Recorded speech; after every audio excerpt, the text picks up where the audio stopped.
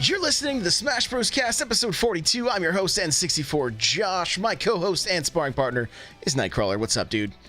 Hey, how's it going? It is going well. It is going well. Well, before we jump into this thing, if you'd like to get yourself a free book from Audible, you can go to audibletrial.com/SBC. Pick up something awesome like, Ready Player One or Console Wars. So many good books there to check out. I believe you get a total of 3 books, too. You get an Audible original as well, or 2 of those. So check that out, audibletrial.com/SBC. The chair I'm sitting in and the desk that my computer is sitting on is all from OP Seat. If you go to n64josh.com/OP Seat, you automatically save $10 at checkout. Lastly, if you want to get yourself an extra podcast for just $1 a month, you can go to patreon.com/n64josh. And I do appreciate the support. Thank you guys, everybody that does that. Really, really appreciate it. With that, I think we can move right on into our announcements.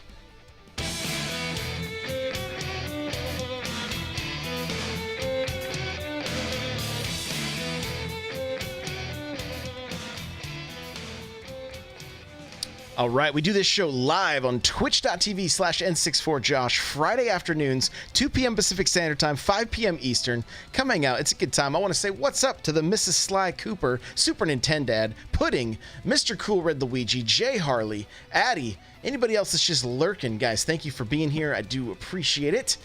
And we are going to be having a tournament. The best place to hang out is the Discord, right? That's where you're going to stay up to date on this. But the second Saturday of every month, we are going to be doing a tournament.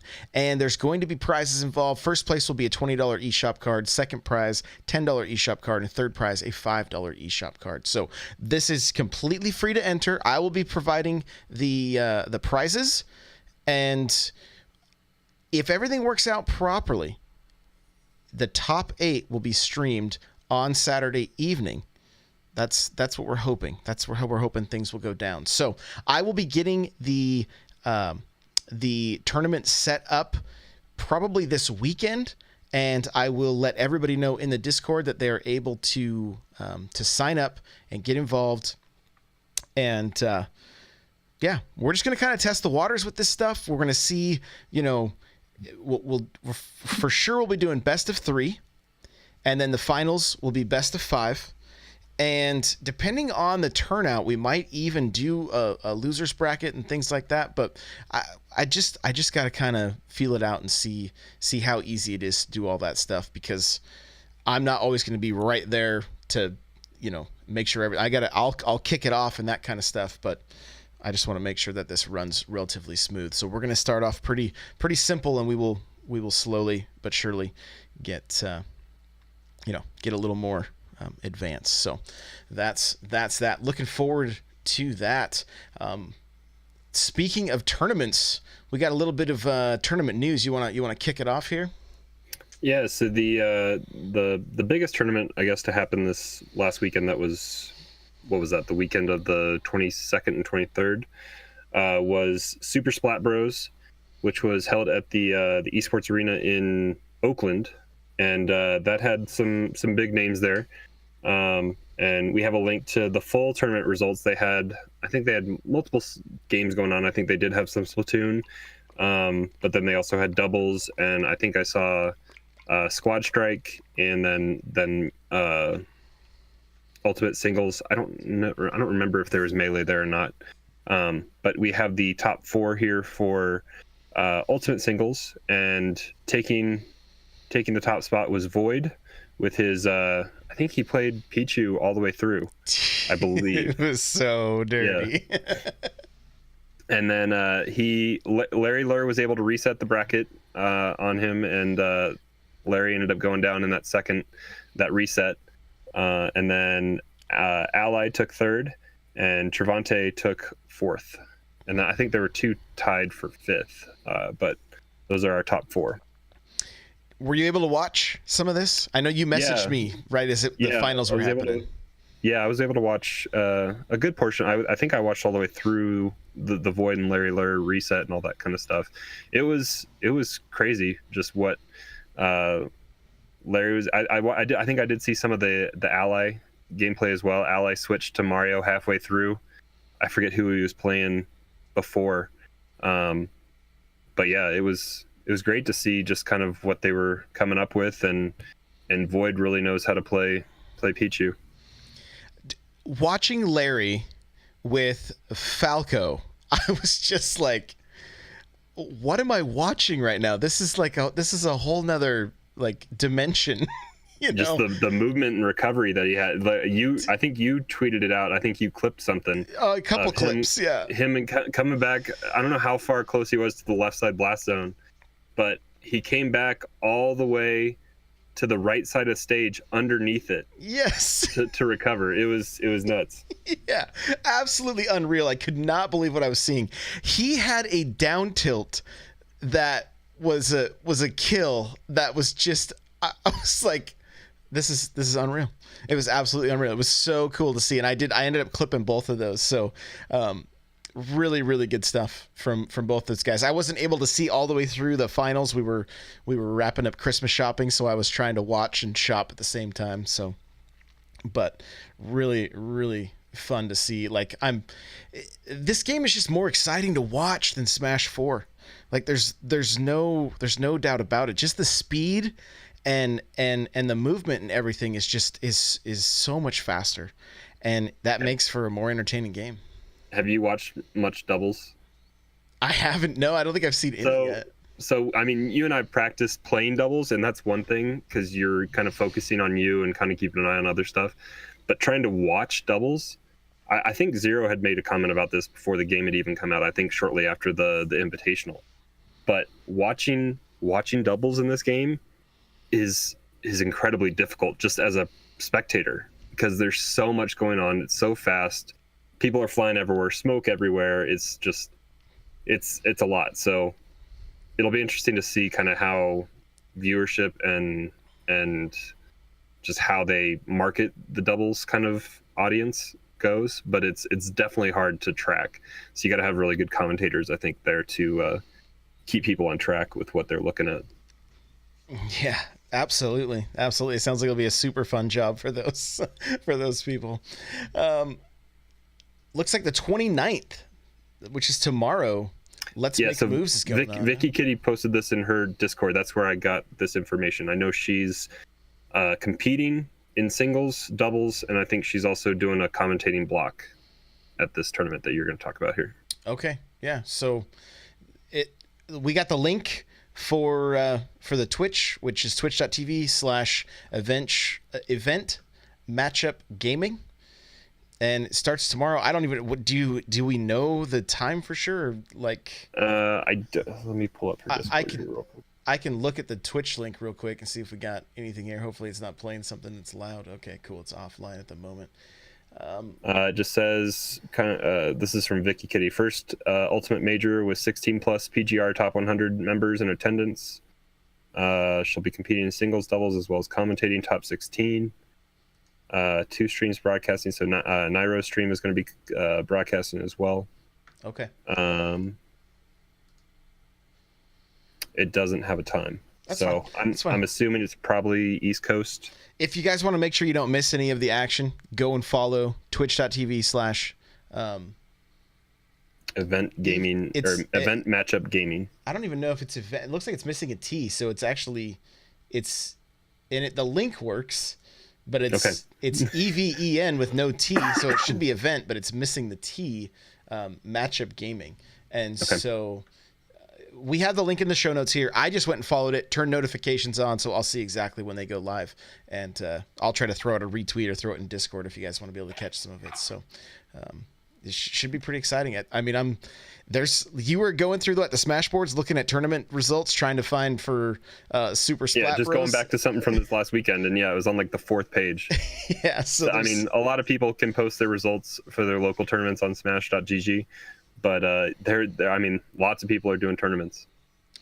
Yeah, so I'm really hoping to finally start hitting some locals. I need to do a little more research for Washington State. If you're in Washington and you know about the locals, hit me up on Twitter, shoot me a DM or something. I'd love to get some info, because I know both myself and my son want to start attending some. So it'd be cool.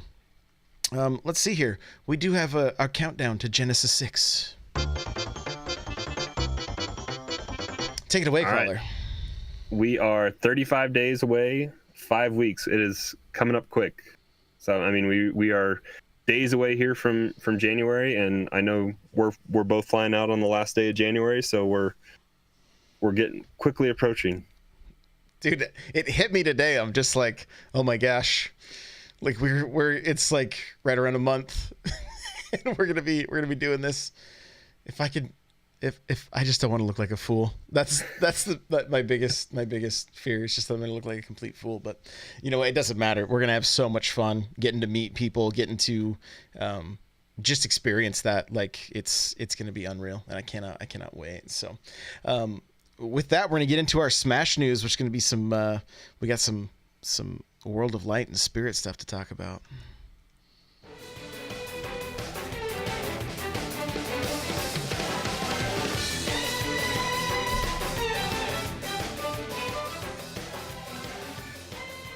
All right, so we have a new weekly event. If you guys have fired up the game in the last few days, you've seen this pop up. And it says, oh yeah, Mario time. Mario spirits will be on the spirit board. Golden Dash Mushroom, River Survival, and Dice Block. You can only get them on the spirit board. Now, I don't even know what that is because I haven't even touched World of Light. So, the description of that kind of tells me that it's Mario Party themed, but... well, Dash Mushroom is, and maybe they still use that in Mario Party, but it's also Mario Kart. You know, right? It shows how much Mario Party you played. you got to bust that out this weekend. Oh, we will. Okay. Yeah. So yeah, Dash Mushrooms, River Survival, and Dice. Yeah, that's all kind of Mario Party stuff. So. Gotcha. Okay. Yeah, but it seems like they're not available regularly through World of Light. So the only way to get it is right now, because I think the event is live right now from. So today, this morning, it went live at 1 Eastern, 12:28, and runs through the 2nd at 1 a.m. Eastern. So not really the 2nd. You have all day on the 1st to get through that. And it sounds like these might be kind of the static ones that are kind of just there for you to challenge. I have not opened Spirit Boards to see it. I just was looking at the information on it. So... But I think the last time that we had something like that wasn't the Fire Emblem one. They were kind of persistent. Those legend ones were persistent that you could go in and just keep trying. So we'll see. I'll have to take a look. Cool. There you go. I might actually fire it up. We'll see. It's gonna be a busy weekend for me, so I kind of doubt it, but maybe. Nintendo support page outlines DLC for Smash, which included Mii Fighter costumes for 75 cents each. You surprised by this a little bit? Not surprised by it? I mean, they made money on that in Smash 4, right? Ish, I guess, kind of. I don't know how many people bought Mii costumes. I don't like using Mii fighters, but if there's unique enough stuff, I guess maybe I would buy it. But I don't know. I'm anti Mii fighter, so. I haven't purchased my my fighter pass yet to get the Rex costume. I just would rather have Rex, but I guess that's a way to get some characters that people want. Don't forget me. By the power of friendship, please bring us Rex. We just want Rex. So, yeah, there you go. Like I'm starting to see more Mii fighters in like quick battle or whatever, and I'm just kind of like, oh please no. Like, and then even in my viewer battles, I'm seeing people bring out their Mii fighters, and I'm like, I think I'm gonna have to set up a rule that's like, do not bring your Mii fighters into the viewer battles, because I don't want to have to fight against them. I just don't want to have to learn all their potential movesets. And you got surprised by a counter, you were saying. Oh earlier. yeah, I got a Mii brawler through a counter that should I was like, oh, game over, here's my spike. This is the third stock. Like, we're both at relatively high percents, and oh, good, I got the win. Nope, countered into a throw that threw me into oblivion. So I was like, that's cool. I don't like these guys. Get them out of here. I will say that 75 cents seems a lot more affordable than I never bought any of the Mii costumes or whatever in Smash 4, but I think a lot of Smash 4 DLC was crazy overpriced. That seems kind of affordable. Yeah, I mean, the price seems fine with me. Again, I don't ever use them. Maybe down the road they'll be fun to mess around with or something, but for right now I have zero interest in them whatsoever. So, and to be perfectly honest, I kind of assumed we would see some of these as free content, but maybe this will offset some of the cost if they do want to throw out some free content down the road. Like, yeah, I'm hoping we see free echoes or something. Yeah, same. That's where I'm at. Or for all of those that are wanting Waluigi still, that's you're not forgotten. Okay, you're not forgotten. All right. Well, hey, speaking of Mii Fighters, I guess real quick, because yesterday Mel's in Discord was asking if there was a way to get Mii Fighters off of her roster, and I know that there is. So you haven't played World of Light, so you don't have any of them there, right? And you can add them really quick and easy, I guess. If you want to, you just go into the games and other where the classic mode is, and you can create Mii Fighters and do whatever, and then they'll pop up on your roster in the regular online and all that kind of stuff, except for classic, because they don't have a classic challenge run through to go through as the Mii Fighters. But you can delete those and they'll go away. But if you unlock them through World of Light, they are stuck on your roster. So I guess play World of Light cautiously if you don't want Mii Fighters on your roster. I don't care if they end up on mine, it's fine, but I just haven't done anything to get them there. So either way, I'm cool. But hey, let's jump into our talking points.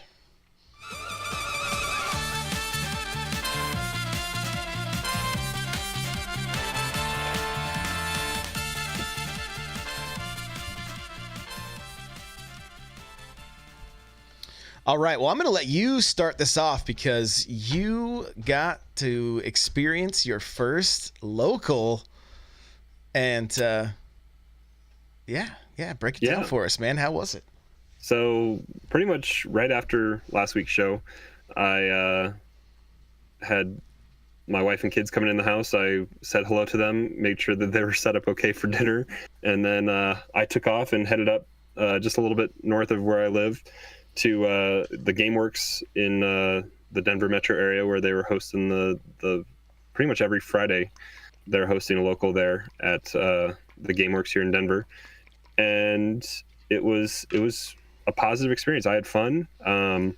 I did know a few people that I work with that are involved with the Smash community, and I had a few familiar faces, so that was kind of reassuring to be there, and it was easier to kind of have somebody there to latch onto a little bit and kind of go around and check in on their status and that kind of stuff.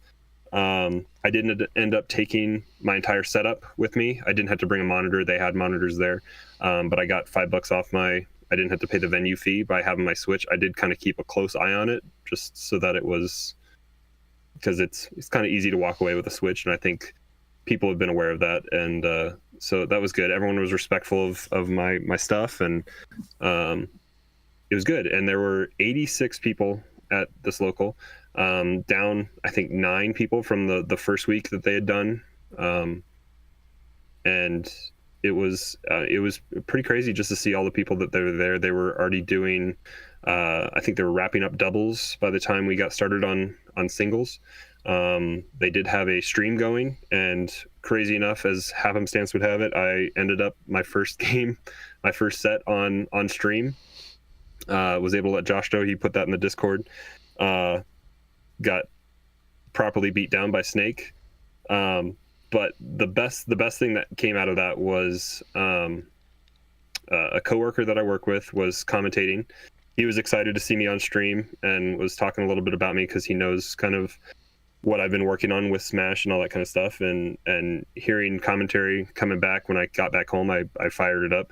I have a link to that set that's queued up actually on the time of my match in the show notes. So if you guys want to take a look, it's me doing a lot of the same thing over and over and over again, getting the same result of me getting beat down. So it was good to see what I was doing and seeing, maybe you and I kind of talked about this a little bit, bad habits that I think can develop from subpar play from other people online.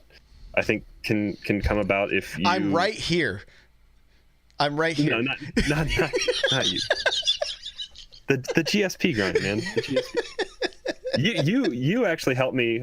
We were talking when we were playing a little bit this week, but I had my third set, so I lost my first in regular play, won my next set in losers, and advanced to a second stage in losers, and had a pretty good 2-1 battle with a Lucina, and just Marth and Lucina like to kind of do that fall off the edge guard, try to down spike you a little bit. Excuse me. And playing against your Mario, I told you that. I mean, just that having that preparation to go down far enough to kind of avoid that spike or kind of see it coming and go high. I was able to. I don't think I got spiked once by Lucina on those sets.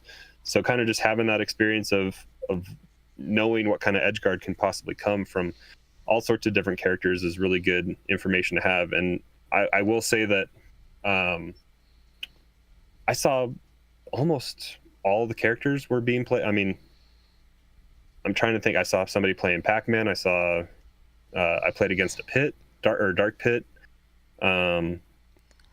Diddy, K. Rool. I mean, just lots of characters. Can't think of many that I didn't see, but I mean, like I said, there were 86 people there. There were lots of people. It was a positive experience. I feel like I will say there was a cool thing that they had.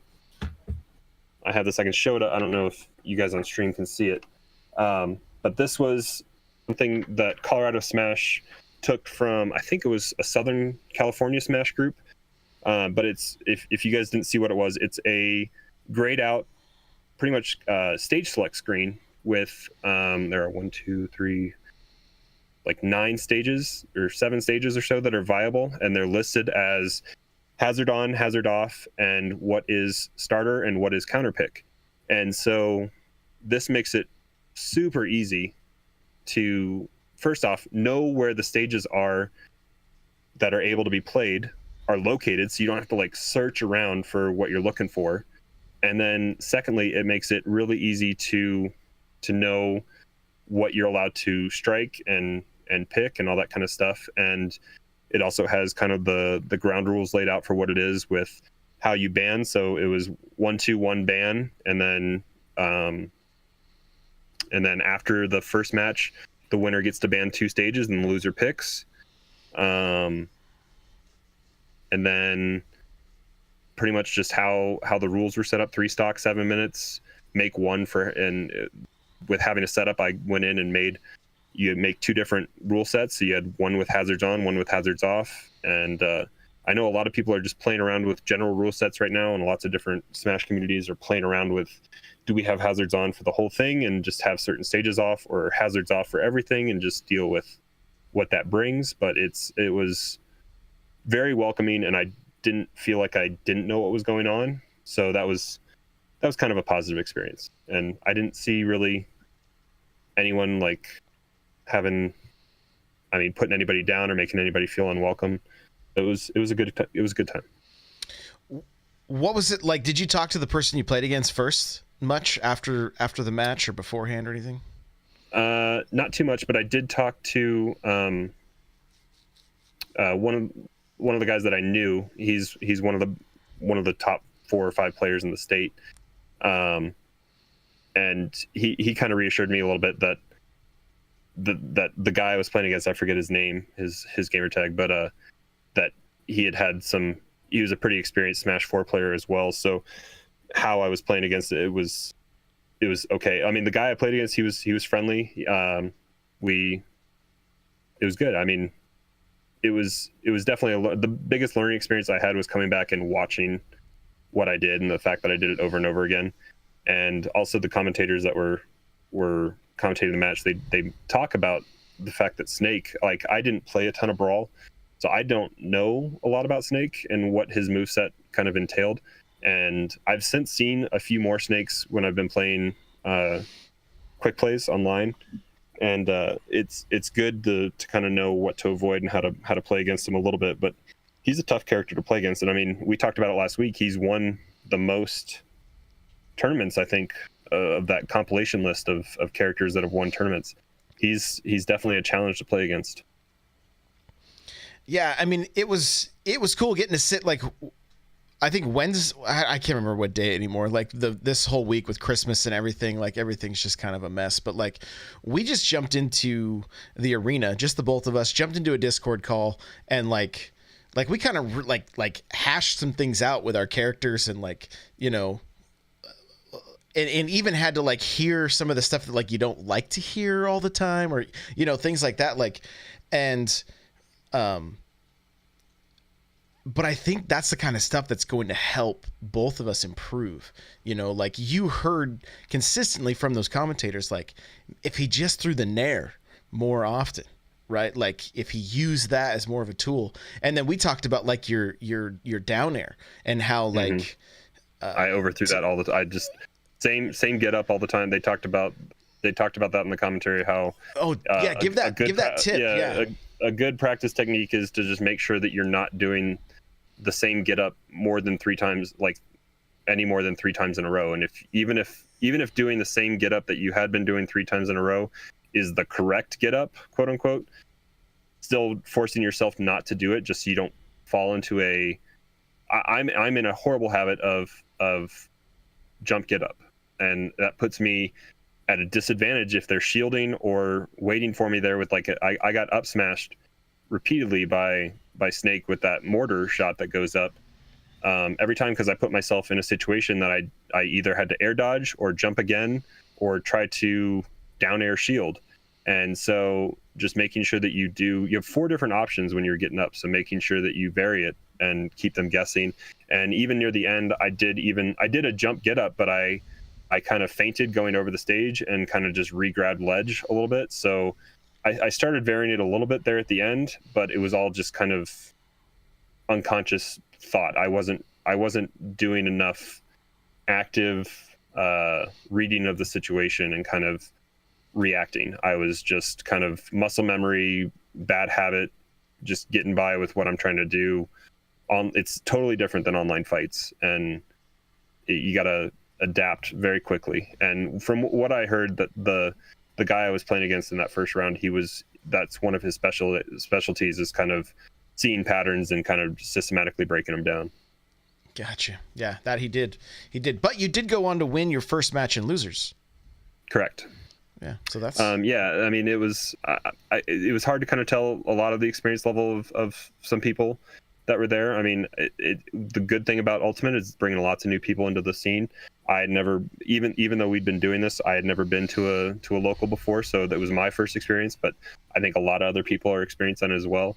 I saw my fair share of people walking around with Joy-Cons and grips or Pro controllers as well. So I mean, everything's kind of on the table for what people are playing with, and I mean, it'll be interesting to see maybe how many Joy-Cons and Pro controllers we see at Genesis, but I think for the most part we might still see GameCube controller win out. But you talked a little bit about liking playing with Pro controller this week a little bit, right?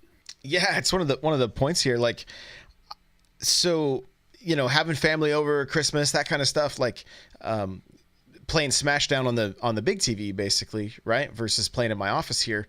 And I'm not going to stretch cables, right? And I don't have the little wireless adapter. I do have I have one Wavebird, but I was like, you know, I've got Pro controllers. I almost immediately fell in love with it. Like, I don't think I'm going to make the switch, but as far as like just when I'm playing at home, like downstairs, the living room, that kind of stuff, I really like the feel of it. Like, I was surprised. I kept saying, like, I can't believe how much I like this. Like, I didn't care for it when we tried it at those events, but now that I have can set the buttons the way I want them.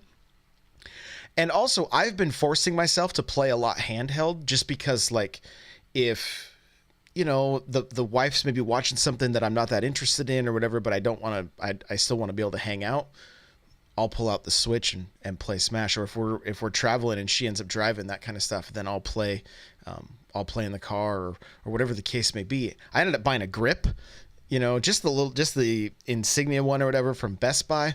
It does the trick. My hands were cramping really bad just spending time in the lab handheld, and that kind of took out the hand cramps. And I took my GSP to as high as it's been up until the last time I played handheld. Like literally took it up to like 1.6, right? And then tried again, then dropped down to 6, to 600,000. Yep. So I mean, it's hit or miss, but like it's a pretty smooth transition. The button layout's different, of course, but yeah, man. Yeah, I flip X and Y for what I normally use them on GameCube controller, just because of how they're positioned on a GameCube controller compared to how they are on a Pro controller. But that's one of the just biggest things that I switch up.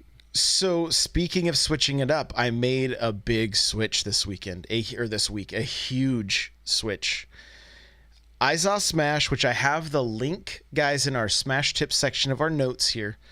Okay, he has begun the Art of Smash Ultimate series. I have a link to the playlist. If you're just getting started with Smash or you're an advanced player, please go watch these videos. They are extremely helpful. Make sure to subscribe. They're good, helpful videos. It's good stuff. So don't miss those. But in his video, he recommended using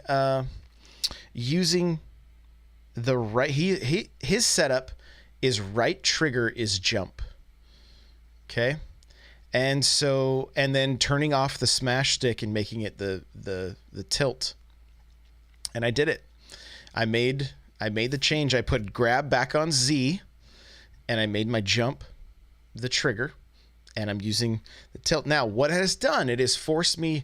I found that in Smash that there is a you don't want to use the up smash, you don't want to use your smash attacks too frequently. There are times to use them that can reset neutral, that can even get a combo started, that kind of thing. But what I was finding is more often than not, I was relying on them and I was getting punished for using them. And so now I'm throwing them far less than I typically did. And I think this is helpful for me. I've spent a ton of time in the lab with this game this last week. More time. I've lost more in my viewer battles than I have since the game came out, since making this transition. And I am completely okay with that. There are a few things that happen. When you stream this game, the people that are viewing your stream, they get to watch you. They get to see your tendencies. They get to see far more than you get to see theirs. And I think this is a very good thing for me because it's going to force me to mix it up, right? It's going to force me to mix it up. And if I don't, I'm gonna get punished for it. So where last week I think I was coming across as frustrated that this game wasn't more like Smash 4, this week I'm coming at this game from the perspective of this game isn't Smash 4. So I need to adapt fully to the way this game plays.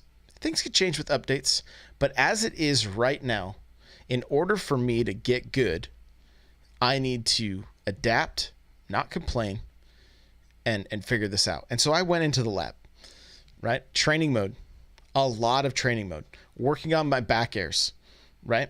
Because using the C stick more to throw a lot of my aerials, I'm still not throwing accurate back airs. And I was having a let me take that back.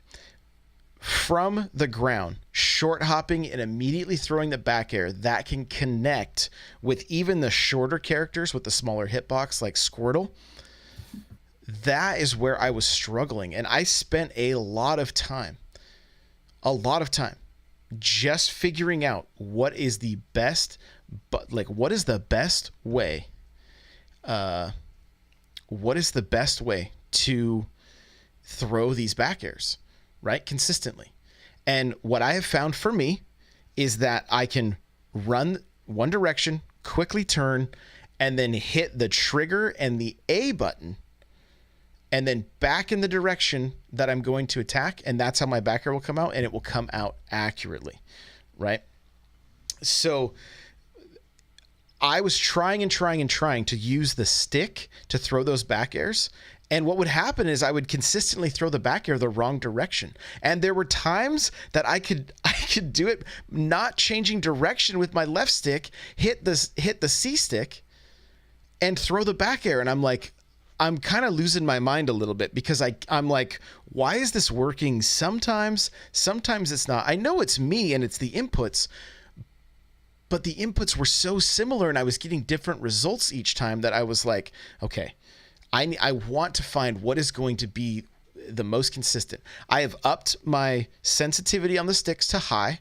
I'm back on high again. And that's where I'm staying right now too. It's where I've moved it after we talked about it, and I haven't changed it since. So the best thing for me has been to go into the lab and just play that. I did some GSP grind, went up. I'm almost at 1.7.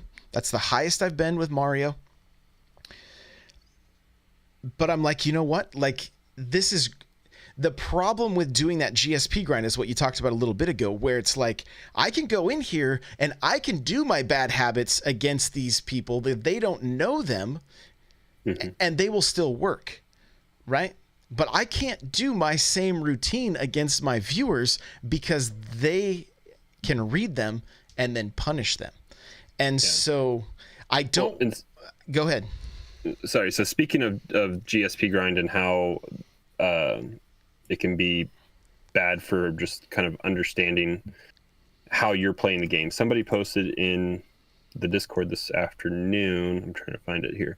But it was a video that's up on YouTube. We'll find it and maybe get it here in the show notes. But it was kind of talking about just not letting your GSP number matter to you, and the fact that he pretty much compared it to thinking that if we take, like, he used Zero's tier list as an example, but it's like, if we take the tier list as gospel, that Inkling is the best character in the game as it stands right now, and Kirby and Mac are like the worst, then if you are beating an Inkling all the time, you're facing people that are not as great at the game than you with a better character. So you're beating a better character, but the person behind that character is not as good at the game as you are. I see what you're saying. But if you're losing to a Mac, then that person behind that Mac is better at the game than you are, because they're using a character that by numbers standpoint is worse than what you're playing as. And that's an example, is if you're playing somebody that's in like the middle tier list as well. So, and that was a really kind of interesting way to think about it, and I hadn't thought about it that way, because we talked about this last week with GSP and how it's addictive to not like want that number to go down. And this video also talks about like staying in there, and if you face somebody that is beating you, then you can learn from that. If you continue to stay in there and try to, it's obviously, especially if somebody is using a character on the tier list that's maybe worse than what your character is, you can learn some of the better ways to approach that. And it also, so he talked about, he's a Kirby main and that he struggles against Sonic, and if he sees that matchup with current, and it's something I think I talked about on my first kind of rant week that we had, where if he referenced it specifically, like if in Smash 4 he was excited to see that matchup because it was a way that he could work on that matchup without punishment, I guess, with GSP, but also he could work on addressing counter picks as well, because as long as those two people stayed in the lobby, you were able to change your character and do different things. So, but this also just forces you to, if you stop caring about your GSP number, which is hard to do because it's staring you in the face. But I guess if you really want to truly embrace adaptation and evolve how you play this game, then kind of trying to ignore that number is maybe a good way to approach it. Yeah, that's a good. I mean, the other thing, if you focus too much on that number, it's easy to get like tilted, and then you're playing angry. You're not playing your best. You're not looking, It's honestly best just to focus on the match at hand and your opponent and focus on what they're doing. Get that number out of your head. Get that number, because yes, we've both said our preference would be that there was a non-ranked and a ranked playlist, but guess what? There isn't. So play the game as if it's a non-ranked game and just try to improve, and don't focus so much on that number, because it will actually hinder your progress if you start to get angry and trying to play in that state. You'll make more mistakes, you'll get more angry, and it's a vicious cycle. So it's best just to kind of forget about that number, even if you fall out of Elite Smash. If you're there and then you fall out, like, the goal is improvement, right? That's always the goal. It's the number will increase as you get better. So you may not be where you want to be now, but just keep at it, and I think you'll have a more enjoyable time that way too, versus like, oh, I just lost a million GSP, Mm-hmm. I mean, I've found that regardless, we might not understand the convoluted math that Nintendo's doing on calculating this number, but from what I have found, the number has been going up this week. I don't know if a lot of you have noticed, but if you have been away from your game since Monday evening, you're probably up about 200,000 or 300,000 GSP if you have not played, just by the sheer number of new people that have logged into the game. But as that number evolves and gets up to kind of a standard point, even if you drop down a little bit, I've found that I can almost finish the day if I'm having an off time and it puts me back down a little bit lower. I still end up almost exactly where I was when I started. My goal is usually to be at or around or always above kind of where I started. That's usually my goal, and I don't like to walk away like a really low number. But for the most part, the game has a way of kind of equalizing itself out, and you will find your way, even if you drop down way down low what you think you should be at. You'll find your way back up to kind of where you were. Yeah, don't worry about it too much. Just play. Just play. Focus on getting better. Unknown Killer is asking, what is tilted? I hear it a lot with this game. It's just playing angry, right? It's like losing a match that you should have won, and you get angry and you go into the next match, or you hit rematch even though it wasn't a good matchup, because your ego is now has now kicked in, and you're like, no, I know I can beat this person. Then you lose again, and then you get more angry and you just keep trying, that kind of thing. That's tilted. That's just, it's putting you in a state that is not it's an emotional reaction. I know tilted originally from playing poker. It's a poker term as well. I think it's been evolved to kind of facilitate a lot of different games, but yeah, it's making irrational decisions based on emotion or ego, and it puts you in a mental state that's not fit for strong competition. It puts you behind the 8 ball kind of. Yeah, you don't want to be there. You don't want to be there. So let me talk a little bit more about lab, and then we'll wrap this thing up. So here's what I've been doing in the lab. I already told you guys I've been working on my back air, finding the best way for me to throw my back air quickly and efficiently, and able to throw 2 of them at once, which is something that I really struggled with in Smash 4. I'm now able to do that in Ultimate, right? And this is all about getting the muscle memory for those things. So throwing your back airs, throwing your down airs from and because we have that system in place where you can hit your jump and your attack at the same time, it makes short hopping way easier, because this game for me is it's tougher to short hop than in the previous game. It just seems like it's tougher to do.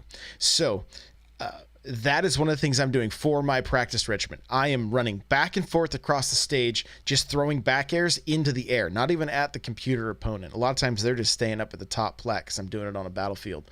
Okay. The next thing I start working on after I feel like I've done enough of those, just to kind of, again, work the muscle memory, is I started working on my combo game. right? And so I've been trying to start the opponent at the bottom of the stage. Now, remember, these are bots that aren't moving. This is again for muscle memory. This is to get these combos down, to look at what how each character reacts to certain moves, right? Because I want to see what I can do with Mario from a zero to kill thing. Right? A 0 to kill combo. And so what I have found, if I do a down throw to a down tilt to an up throw to 2 up airs, hit the stage, hit the top platform, up throw to 2 more up airs, and the up B, it's game over. Right? It's game over. Now, that's not something that's going to happen all the time, but it's something that I want to be able to pull off if the situation presents itself, right? I'm finding that as a Mario main, I'm not using his verticality nearly enough, and I'm not using the grab to initiate combos nearly enough. I'm just running around the stage and just chipping away at percentage. And that's fine, especially come end game where you could land a back air for a kill, right? But early on, I want to be able to get that opponent up to 70% as quickly as possible, and that's going to come through some of these combos, right? Now, and also spending time in the lab, you've gotten to that point where you want somebody on the top platform. You also know where that kill percentage starts from different aspects of that progress. So you have a goal probably to get them to like 50% and then get them somewhere else, and then you're going to tack on that extra damage to get them to like 70 or 80 and then finish off that killing blow at the top end of that ladder. So correct? For instance, if I immediately a 0% opponent, if the first thing I get is a grab to an up throw, you can hit the up air, right, as to combo, but you've got to be extremely fast. There's a chance that they will just not be high enough and you'll miss. So getting the down throw to the down tilt, then re-grabbing, puts them at a percentage that you throw them high enough that when you jump and hit the up air, you're hitting that combo, and then you can immediately throw another one. The other thing I'm doing is I'm throwing that second up air, following it with a fair, and I've been able to spike off the edge after landing. So we're talking about very low percentage kills right away through combos if you can get everything to land. Now, my next plan, after I feel like I've gotten the muscle memory down for these moves, is to then go in, and this is extremely helpful. I didn't even realize this was in the game until doing a little more research. You can set the bot to shuffle when you're so it doesn't attack you, but it might DI in a certain direction or possibly air dodge. I don't know exactly what the shuffle means, but it gives a little explanation of like bot will be moving, so that you're not just easily landing these things. You want it easy at first so you get the muscle memory down, but then you can play against a bot that's moving a little bit so you can adjust, like, can I hit this? Is this, if I'm playing against an opponent, yeah, if it's true, or, what is the likelihood if they go from this, if they do DI to the left or DI to the right, can I compensate to where it will still work? Or will I miss it completely? And where do I go from there? How do I reset, right? So what I'm recommending for people to do with your main, after you've done some of these back air exercises, the nair exercises, things like that, things that are you're getting to muscle memory, then go in and start looking at combos, right? Like you can see what a combo is and what combos out of what. Like, do you have a character that can throw to a combo, right? Maybe it's only a second hit, but it'll reset neutral and then allow you to figure out where you want to be to start that over again, right? For me, I just had to start testing things. The down throw doesn't land with the up tilt any longer. Right? That was the combo for Smash 4. It's not in ultimate. So I started messing around, like, okay, down throw to down tilt hits. But if the percentage is too high, it does not hit. It only hits at low percents. And so, again, a lot of this stuff is going to be, it's time consuming. But for me, I feel like it has given me a practice regimen, something that I can continue to work on, and that eventually, and I know this is going to take time. But I know when I go to the lab now exactly what I'm working on and how I can be improving my game. And the results are going to show true. Like I haven't jumped back into GSP since I've been labbing some of this stuff out, and I can't wait to see, like, because I'm a creature of habit. I jump into the game and then my Mario immediately starts. I try to short hop that turns into more of a full hop. I do this all the time. I'm working so hard on breaking this habit, but I jump with my back to my opponent, and then I fall back, and I do it kind of like almost like a quarter circle away, the way I'm jumping away, and then I fall right back in that same position, and I'll throw a back air, right? And then what I notice a lot of people will do is they will roll against that. They end up behind me, but I already think I'm going to be into my jab combo. Now I'm throwing it into the air and leaving my back to my opponent. This happens to me so often, right? So that's a habit that I'm like, okay, but that's like my default. That's where I default when I go into GSP. I'm like, oh, this works. They're not expecting this. But I go into my viewer battles and they're like, you're getting punished. You're getting punished. And so it's constantly forcing me to look at what I'm doing. And then the other thing too, like we've said over and over again, watch your opponent. What is your opponent doing? How can and one of the things I started doing, because I will often throw that fair, I will always expect somebody to go high. I'll throw the fair. And what I've noticed now is that people will air dodge. I don't even throw the fair. I jump as if I'm going to. They throw their air dodge. I now land right next to them, and the options are endless. Do I smash? Do I grab and throw them off stage again?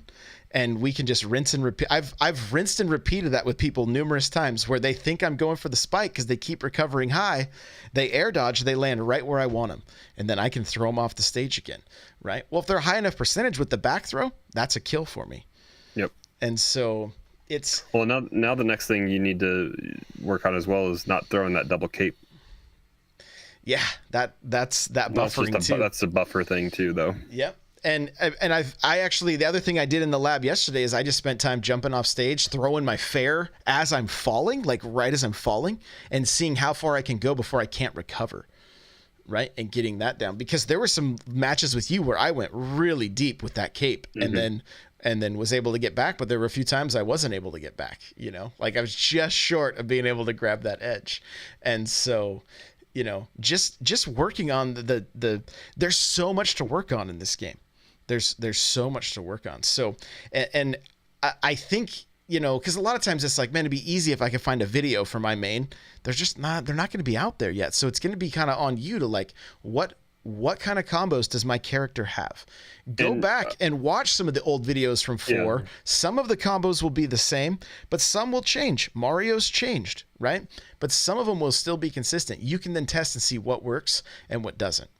Yeah, that's exactly what I was going to say. There's enough that is similar in this game that you can look at some of the videos that have come out. Izaw Smash, we were talking about earlier. He has plenty of videos out there for all the Smash 4 characters. So if you're maining somebody from Melee, Ice Climbers, or somebody from Brawl like Snake or something like that, then you might not have a video out there to go look at.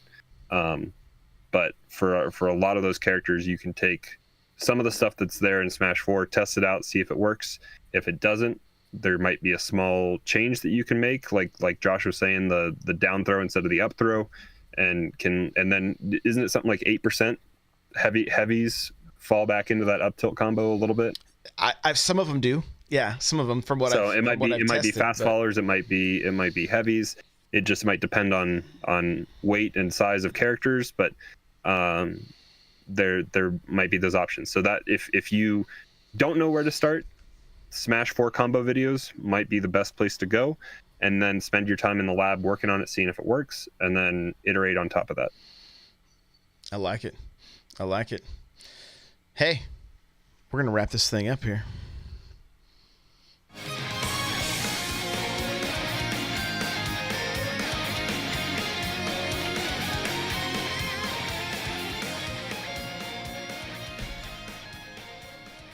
All right. Well, Crawler, where can people find you?